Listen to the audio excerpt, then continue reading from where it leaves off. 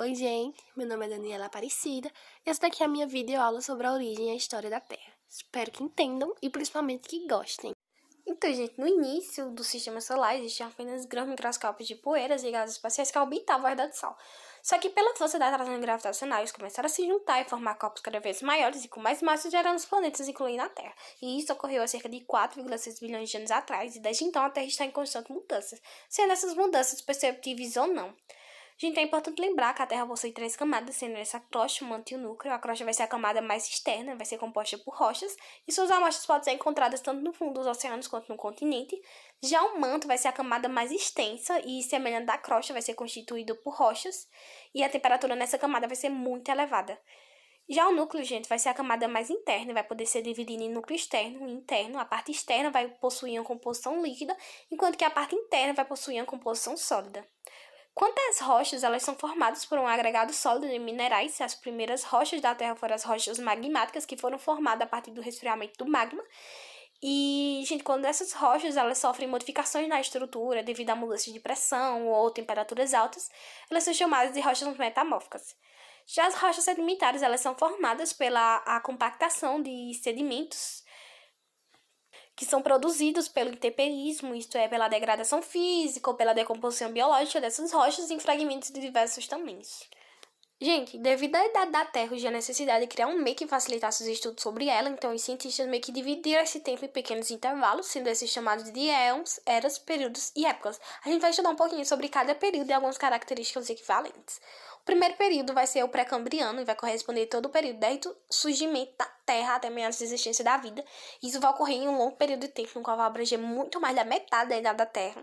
E durante esse meio tempo a gente vai ter muitas mudanças. A gente vai ter a Terra com erupções vulcânicas frequentes, vamos ter a formações de continentes, formações de oceano, acumulação de oxigênio na atmosfera, resfriamento da Terra, surgimento da vida na água.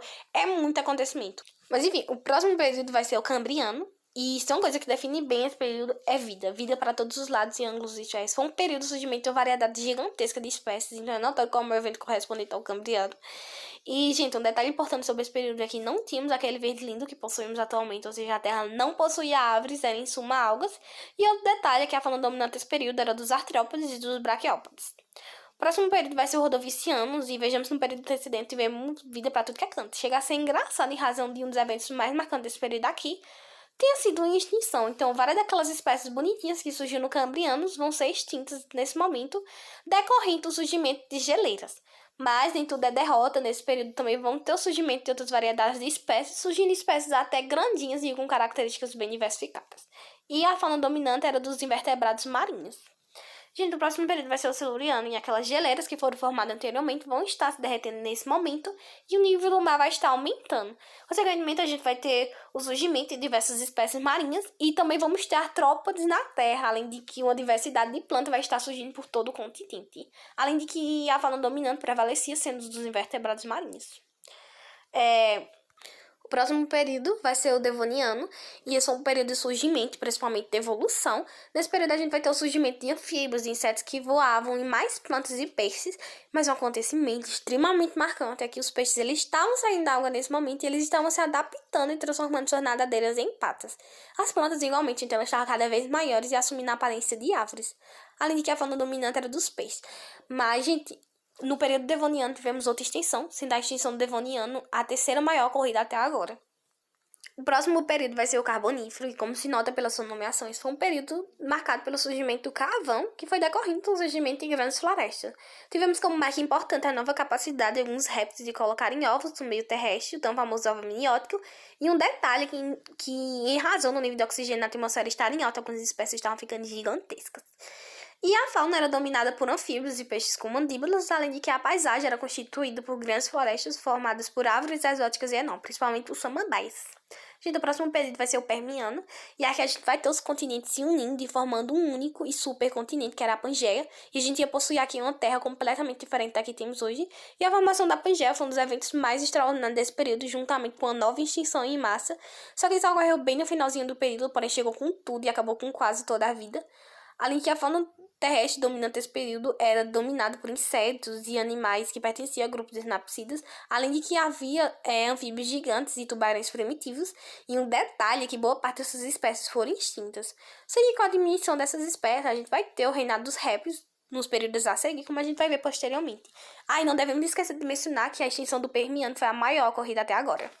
O próximo período a gente vai ser o Triássico, e durante esse período vão ter um clima quente e seco, resultado da junção dos continentes, além de termos uma biodiversidade bem pobre.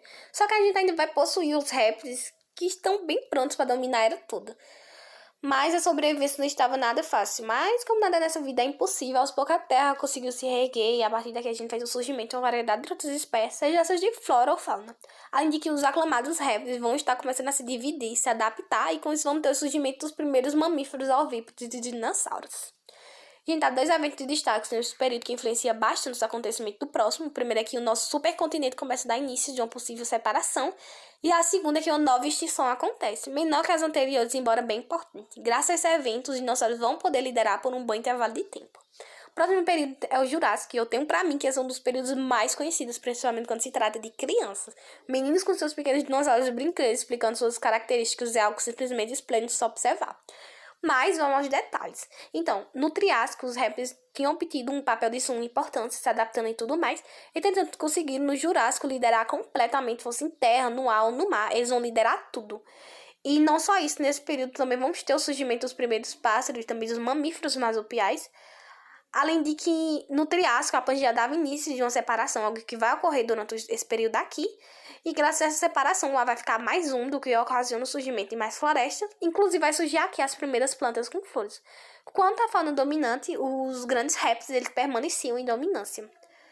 O próximo período vai ser o Cretáceo, e no decorrer desse período os continentes vão assumir a posição mais próxima que estão situados atualmente, e como resultado dessa divisão, estima-se que tenha contribuído fortemente para o isolamento geográfico das espécies, gente, e acredita-se que isso tenha contribuído fortemente para a diferenciação da fauna e da flora.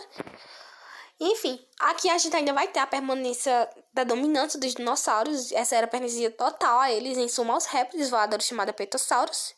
E, gente, embora eu não esteja comentando tanto da flora, elas têm um histórico e tanto de evolução, adaptação e principalmente de sobrevivência. E um detalhe é que, embora eu esteja relatando muito sobre a apogeu dos dinossauros, outras espécies continuavam surgindo e outras evoluindo, a maior parte dos grupos estavam se adaptando muito bem. Nesse momento, possuímos uma diversidade gigantesca de pássaros, mamíferos, insetos e peixes.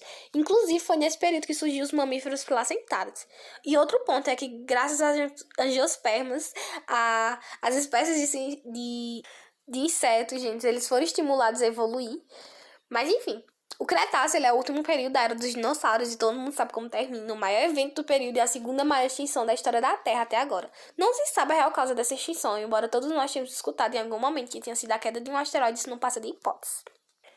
Então, gente, o próximo período vai ser o Paleogênio, e é com esse período que adentramos na era atual, e a partir desse momento a gente vai iniciar a era dos mamíferos, que vai ser o resultado da extinção dos dinossauros, que abriu as portas para uma nova dominância.